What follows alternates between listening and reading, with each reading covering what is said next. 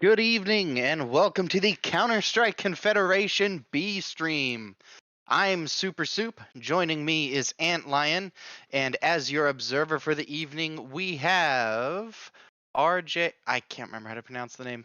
RJ Saurus. Haha! Bro, forgot how to say Saurus. No way. I forgot how to say Saurus.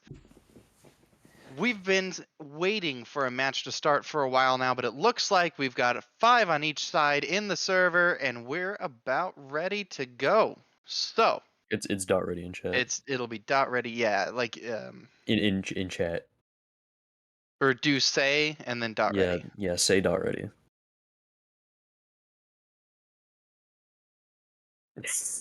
Boom. We're getting some All insane, right, we're crazy ready. voice comm action here. We're getting voice comm. So it is season 11 preseason day 1. This is the first series of preseason matches for season 11 of the Counter-Strike Confederation. I am new to CSC, but Antlion, as I understand it, you're a veteran. I have played 2 seasons. I am the opposite of a veteran, but I have indeed played a little. I do a little gaming occasionally.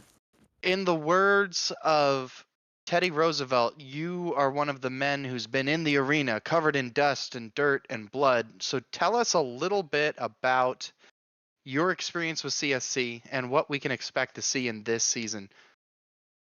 Uh, well, I can't speak to what's going to happen to the season, especially with the new tier shifts, but what I can attest is that in these preseason matches, they don't tend to be as structured, obviously, because the players are sort of new. I think most players will not play with each other before the preseason matches, so it can be a bit more like a pug with a little bit of organization behind it.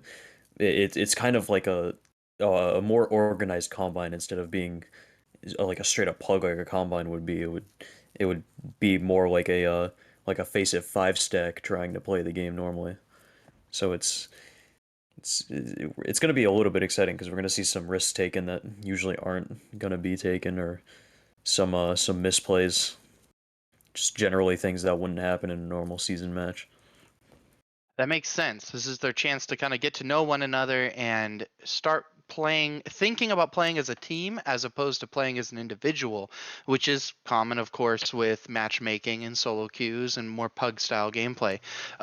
So, as I understand it, correct me if I'm wrong, most of these teams have more than 5 players at this point. Is that right? Yes, every team has more than 5 players, I believe. By the next preseason match, they're going to have to be down to 6 players, and then is it 6?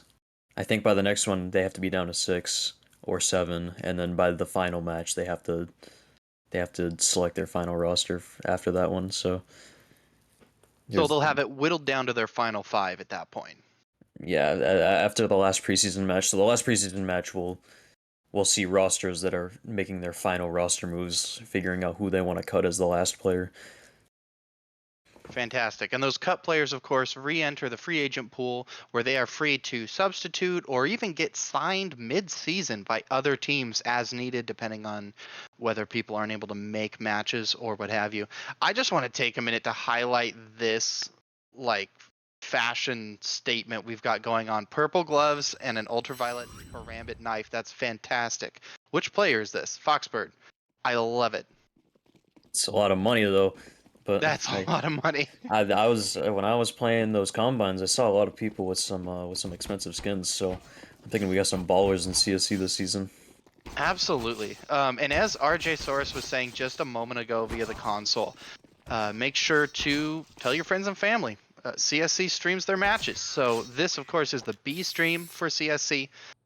We also have the A stream if you just remove the _B from the URL. And then we have a C stream for when things really get crazy. I don't think the C stream is live tonight. But we are here on the B stream, season 11 preseason, day 1 for CSC. Challenger division matchup, putting, let's see, what teams are we looking at? SAV versus AVI, is that right? And yes, it should be AVI Falcons versus SAV Leopards. Okay, fantastic. And What a SAV's, pick. now again, I'm new, so I'm going to be still learning these franchises and teams, but the Aviary versus the Savannah as far as franchises go, right? Yep. So I actually haven't seen like this SAV roster. I don't know how many of these players are returning from last season or how many are just draft eligibles. I think most of it is D's that got picked up. I think T Okay. Dongin's the only remaining player. Okay. So we've got starting off, we've got the Savannah on terrorists and Aviary on counter terrorists. Is that right? Yep. Fantastic. I usually go by if the GM is on the team, then I go by that. So Fuffy is I the GM. Is he the GM? He might not be the GM think he's anymore. I can't AGM remember. this season from my I'm limited interactions with him. I'm not sure. I just know he's the funny bird man. That's just kind of you gotta after a while you learn to recognize the names instead of the teams, and it's makes it easier, especially in these preseason matches. Oh, Totally. what Fuffy just made easy was the terrorist life. He takes down his teammate. Ooh. Does find one kill. Can't swap back to get another. Scotchy to trade. We do have some voice commage here. I'm not sure what's going on. Okay, let me check real quick. I'm just trying to verify that we are. Okay, we are on stream on Twitch. I just want to make sure because RJ Soros, being our producer and observer, was letting us know that we weren't audible. But it seems like it's specific to Discord or whatever the setup is. So, long story short, we've got Savannah out of the gate swinging with a. I don't want to say an easy round because that came down to the wire, but they did get a bomb plant. They've got some extra money and they're ready to rock and roll. Um, Going into this next round. Now, we alluded to the fact that we were going to see some unusual play tonight. What is, having gone through 2 seasons, what is the role of the scrim? Because I know we're seeing a regulation match, but I know that these players just played some scrims prior to this. What differentiates a scrim from a regulation match? In the preseason matches, it basically just exists to give the GMs and captains more data about the players. But in a normal regular season scrim, it would mostly be dry running strats on certain maps, or maybe focusing on specific aspects of the team's gameplay, so communications, trading, stuff like that. So it's just to sort of it gives you more data on what you need to work on so that you can try and remedy it a bit before the actual match starts. That makes sense. Kind of give the players an opportunity to try different roles or positions they might not have tried otherwise. It's very very good data. It's also a good testing ground for teams who don't really have much time outside of CSC match days to play together. It's a good time for them to sort of get together and play a map as a team for the first time and figure out like who wants to play where, who should be doing what and when, stuff like that. It helps solidify a team when normally you would have to commit a lot of time outside of match days to do that. Right, and taking time to say dedicate Wednesday to being practice day or what have you. I know my team last season we practiced super hard, but a lot of teams don't have the players available on a lot of days where you would maybe want to crank out some practice with the boys.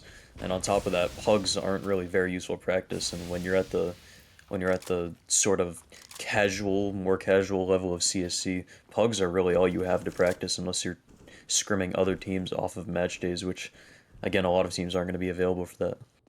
Right, that makes sense. So the scrim prior to the match on a given match days being Tuesdays and Thursdays, that's their chance to really kick the dust off and see what they're capable of. Yeah, Well, pretty much. speaking of capability, we do have a push from Savannah straight up this middle position. Foxbird's going to go down to the FAMAS, but Drew catches T-Dogs lurking in the smoke, and now Brim Reaper finds Dingo elsewhere on the map. We're down to a 2v5, Tumas and Waiton. They have some rifles, but they may not have much hope. Looking to gets a quick headshot onto Drew there though. 2v4. Are they going to be able to crack open this A bomb site? Waiton with another headshot. Scotch though answering back, but turns at the wrong moment, and Tumas has a free plant. The question is, does he know it? He's going for it. Is he going to look the right direction for this rotation coming in? We've got two CTs through arches at this point. Saber and Fuffy working together, taking that moto position, putting some bullets through the smoke. Is Tumas going to find heads? Not quite, with Fuffy picking him off through the smoke and securing the defuse. That's a round on the board for Aviary, and in style. And I think that's definitely a round where in a normal season match day, that would have gone a lot smoother. There would have been flashes, there would have been closer positioning for the trades. You saw Waiton drop a double entry, and still it was kind of lost, even though there was only one person left on site because they weren't really working together to clear the site and be ready to trade each other out. And coming up lane there, that was a good clear onto the Haycart player. That was a good pre-aim there. It's just unfortunate that it didn't result in a round win. Unfortunate indeed. And like you said, the pre-aim was good. This sounds weird coming from somebody in Challenger, but I feel like Challenger is kind of where you're going to start to see things like aim and basic positioning and utility usage really tightening up relative to the tiers below. And then, of course, going up through Elite and Premier. Premier is kind of your, okay, you made it, go graduate to ESEA and try to leave your mark at that point. But what's your perspective been, having been a player? I played my first 2 seasons in the contender tier, and from what I've seen in Challenger, the aim isn't really all too different. Like at the top level, the aim is better, but when you get to like that lower and midpoint, the difference between contender and challenger in terms of raw aiming and mechanics, it's not really that different. It's the sort of the game sense of knowing when to do certain things, when to throw certain utility, and how to throw utility. That sort of gets expanded upon. That makes sense. And of course, I've been using Leadify recently. Leadify's been most angry with me about my utility usage. So even being in Challenger, I obviously still have a lot of work there. But looking forward to doing that this season, just like I'm looking forward to seeing what the terrorists execute on here in Banana. We do have a smoke going to smoke off coffins, but Saber there thought about maybe pushing out, but decides to fall back. We only have one defender really ready to handle this aggression as the terrorists come in. No smoke for CT. Very bold, and Fuffy finds T-Dogs. Bomb going down. Another 2 picks. And Waiton shuts down his absolute rampage, but it may be too little too late. The bomb is retrieved, but we've got Saber here on the lurk coming out through Garden to peek in, get a headshot onto Foxbird, but Waiton answers back. The bomb goes down, but it's simply too little too late, and the defuse is going to come in. We'll see a disconnect, but in that round, you did get the kills out of Fuffy, which was exactly what was needed. But I think we have to highlight the fact that Saber, with those perfect flashes to get him in, to get him able to push himself in and get those kills, and then on top of that, in the post plant, it was a little bit risky pushing up close, but he found the perfect timing to kill that Coffins player. Big impact out of him in the round, even though he was the lesser of the two site players in terms of fragging. That's absolutely right. You mentioned something about the util usage. I've been discussing this within my circle of Counter-Strike friends. A concept called informed aggression, and that's the lack of a CT smoke. I'm not quite too sure about, but in terms of understanding where the players were likely to be playing, putting utility in those corners, that's kind of what informed aggression looks like in practice, and I definitely feel like that showed up in that last round. Um, Not just the pre-aims and the mauling people out of the corner, but just that sort of chess game, play counterplay, reading the opponents in where they're likely to be, once you secure site, likely to be returning to retake it from, is one of those soft skills for Counter-Strike that takes so long to develop. um, It'll be interesting to see. Of course, this is the first of 3 preseason days, not to mention the regular season days later on. It'll be curious to see how these teams grow and develop and solidify into strong cores who can not only read their opponents but read their own teammates to see when these opportunities arise. And I think in the vein of informed or calculated aggression, it is another thing that sort of differs between tiers as you come up from contender. In those lower tiers, people take space because they feel like they have to instead of because they know it will win them the round. And I think as you get into the higher levels of challenger and those higher tiers, you'll see plays where you'll take space, but not because you feel like you have to or because you feel like maybe you can get a kill. You do it because you think it'll win you the round, and at the end of the day, that's a big part of game sense to have if you don't want to give up early round advantages for no reason. Absolutely, winning rounds wins games. I mean, it's a simple calculus. Just like we can calculate, Saber got 3 kills on that sandbags hold, but Dingo and Waitin are here, ready to receive the CTs coming in from CT spawn. 2 quick picks from Scotch, and that's all she wrote. Bomb is down, but it's going to be defused. These terrorists getting the plant, getting the money, but just not quite closing out their rounds. What do you feel like they should be doing different here? I think taking space sort of slower and doing it together, because right now it's just sort of you have someone throwing smokes and the team is like, okay, let's go, and then you just have people peeking one by one, dying. I think even that last round they didn't really deserve it. I think it was more of a misplay by the CTs. No flashes, no real support utility, just kind of taking the fights and hoping, even though they're against pistols, that they will win it.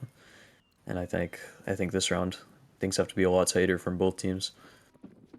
For sure. And you spoke a little bit before about taking ground. Not just taking ground because you feel like you have to, but because it's a calculated, intelligent move to do.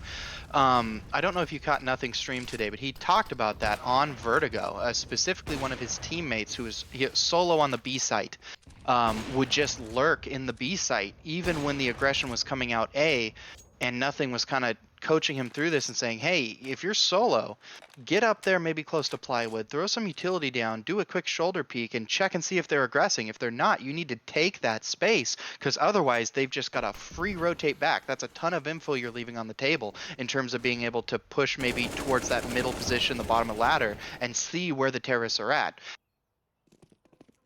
I think there is a misconception in Counter-Strike when it comes to anchoring, that the anchor has to do exactly that, just sit on the site and do nothing, as if your role is even. I mean, at the end of the day, an anchor's role is to stay alive and maybe get a pick and be a distraction as much as possible during an execute. But I think I think just because you are an anchor doesn't mean you can't take space, doesn't mean you can't have forward positioning, because at the end of the day, you're likely to die as an anchor. It's just a fact. You're not going to be an anchor and just wipe the floor every round. You can't do a pro level play all the time. So it is important that even if you're a solo player, you do try to change things up. You can play passive, but you can't play passive every round. That's easy to adapt to. Easy to read, just like it's easy to read. This is going to be an alt mid hit. We got the smokes coming out to smoke off Scotch and Arch, but he's already got a few terrorists on the ground. Waitin though answering back with that Tech 9. We've got 2 CTs here in this cubby position.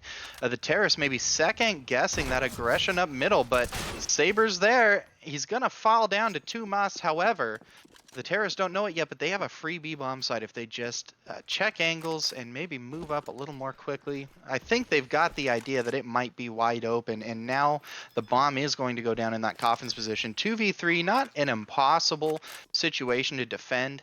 The question is whether or not Tumas and Scotch here, if Tumas is going to be able to scare them off from trying to take any more ground. Scotch goes down 2v2. Util coming in, not exactly mollying off that new box position. I think they knew he was dark at that point. They had to have. I thought he had already engaged and traded some shots, but doesn't matter. Brim Reaper with the defuse. Brim Reaper and Fuffy taking the site. Round 5 for AVI. In that post plant, you see it's a 2v3, you're in a disadvantaged situation. If you want to push something, I think you should do it together. But I don't think Tumas really communicated the fact that he wanted to push. So his teammate sitting in new box, he sort of is trapped there, and at that point it becomes an untradeable fight. Even if he does win that church fight, at the end of the day it doesn't do much, because if his teammate dies, that's it. That's the end of the post plant, unless he pulls out some insane clutch or the CTs insanely misplay it. You can't play expecting your enemies to misplay. That's a good point. It's important to be able to set up scenarios for them to misplay, but also to trust for them to execute. And to give them that respect, because then you're going to be playing better yourself. That being said, early round advantage gained for the T's here, and now they're not immediately rushing off of the picks. They're sort of spreading out around the map and seeing what space they have, so they can make a final decision on where they want to go. At the end of the day, it will be this B-bomb site, which only has one person defending it, and they have already spent their one smoke to try and stay alive. Saber with nothing but a flash and a nade to keep themselves alive for as long as possible against this execute. CT smoke, coffin smoke, new box molly. Sort of just has to hope, and he pulls his knife out. That's a bit of a strange move, gives the site completely for free, and I don't think they go for this post plant or this retake. Does get a kill on the planter, but there's really not much more you can do here besides hold exits, and that's exactly what they're gonna do. Smart call to save. I wonder who the IGL is on each side, honestly. I'd assume Fluffy would be calling for the CTs here. I'm not exactly sure though. I Just don't think the T's have a caller at all. I think they're just sort of communicating and then making plays based off the comms, but they don't have like set calls or anything. right, right. Well, and then speaking to comms, that's something else that I've been, I guess you could say, studying recently. It's funny how it is at what a couple quick picks from the CTs though. They're making it very expensive for the terrorists on this win.